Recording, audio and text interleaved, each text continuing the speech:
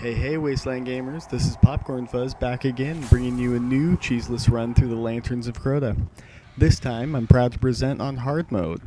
My last run was done with my Titan. This one here that you'll see is done with my level 31 Hunter. What this means is that you don't even need to be completely maxed out to do this yourself.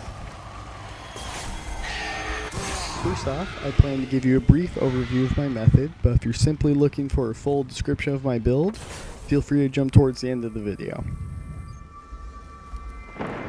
To complete this, you need a Blade Dancing Hunter with all possible stealth abilities. While doing this, you get to play Ninja while Thralls stand confused as you disappear in the puff of smoke. This didn't have to be my cleanest run, but it definitely did the job. I plan to use each ability and technique that I used in this run. If you see my earlier video on my Cheeseless Titan run, I mentioned you should keep moving and get rid of as much weight of darkness as possible.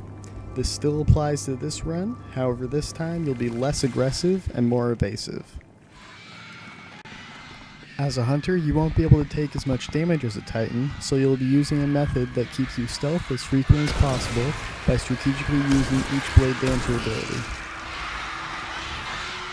Occasionally, you'll see me turn invisible without using any of the typical methods, such as crouching or using Blink Strike. This is thanks to the exotic Hunter Gauntlets entitled Don't Touch Me. It works just like the name entails. You hate being touched and in turn become invisible every time someone hits you. This becomes a very convenient talent to have when dealing with all these Thrall. Also, keep in mind that you can use this on top of your other stealth abilities to lengthen the amount of time you can go invisible.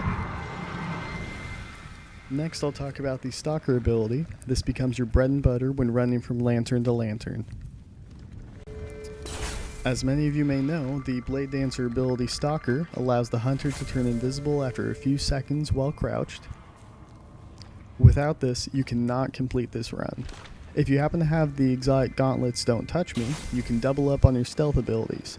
In other words, you can go invisible through Don't Touch Me after being hit once by a Thrall, then crouch again to begin your Stalker ability.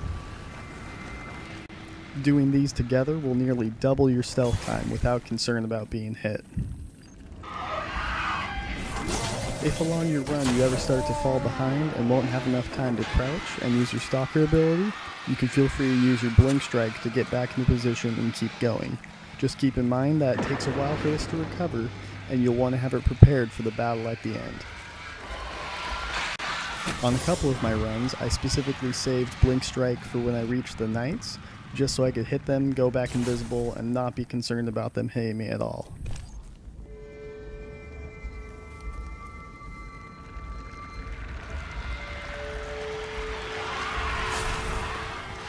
Once you reach the bridge, your goal is to stay invisible as long as possible. This way you won't even have to deal with the ogre at all. Before you start building the bridge, I'd suggest getting as much weight of darkness down as you can, then crouch to turn stealth right before the Thrall get to you. As soon as you turn invisible, head over to the ritual circle to start the sequence. When you crouch and turn invisible, the Thrall will assemble at your last known location. Waiting by a lantern as long as possible and disappearing right next to it will get all the Thrall to pile up. If they linger there long enough, you can shoot a rocket to essentially kill all of them, or wait until the lantern explodes to take care of most of them. This method won't usually get rid of all of the Thrall, but will definitely reduce their numbers. Using a quote from one of my favorite movies, I plan to dodge, duck, dip, dive, and dodge. Above all, just play evasive, and always know which stealth ability you plan to use next. Shuffle between them as best you can and get as much distance from the horde of Thrall as possible. This will leave you enough time to prepare your next stealth ability. Your final move will be the super ability with the perfect vanish. As you'll see here, you can use it as many times as needed while your ability is still draining. Being invisible with the hunter is the way to survive against the ogre without having to kill it, so use this as your final tactic for survival. As soon as that bridge forms, turn invisible and just run on across.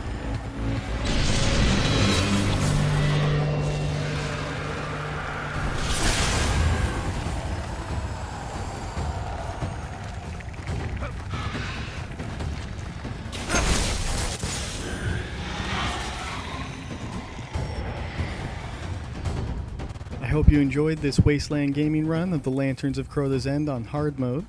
Please subscribe and feel free to stick around for the detailed build I used to complete this run.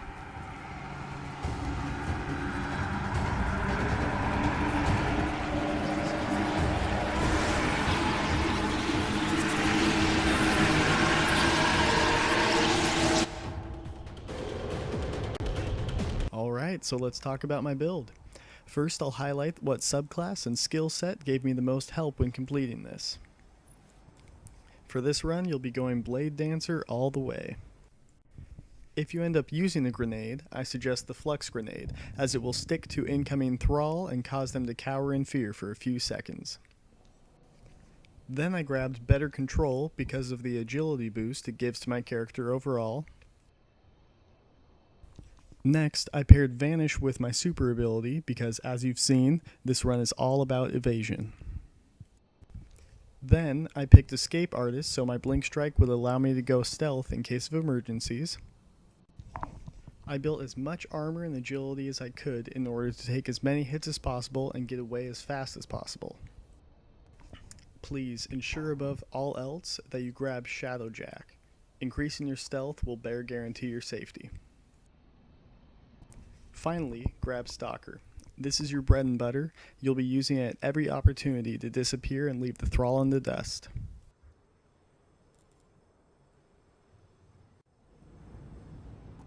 As for my weapons, I didn't carry anything real special, just an item that gives the lightweight perk for increased agility. You can get this on quite a number of weapons these days. In this run, I decided to go big or go home. Since I had Galahorn, I decided to bring it out, but most likely any rocket launcher will do. As for my gear, I used 3 legendary pieces of armor and a fully upgraded exotic pair of gauntlets to get me just into level 31. Don't touch me, the exotic pair of gauntlets I had here came in handy for this run thanks to the defensive reflex perk, which allows you to go invisible anytime you succumb to a melee attack. Frankly, it's perfect for this run because all you're doing is getting hit by melee attacks. The rest of the gear, frankly, is nothing special except for this Legend of 6 Coyotes. I mean, how could you lose with a look like this? It's just so classy. Thanks for sticking around, Wasteland Gamers. If you'd like to see more videos like this, please let us know. Feel free to subscribe and check out our other videos. Here's a clip of when I made it to the top of Crota's lair.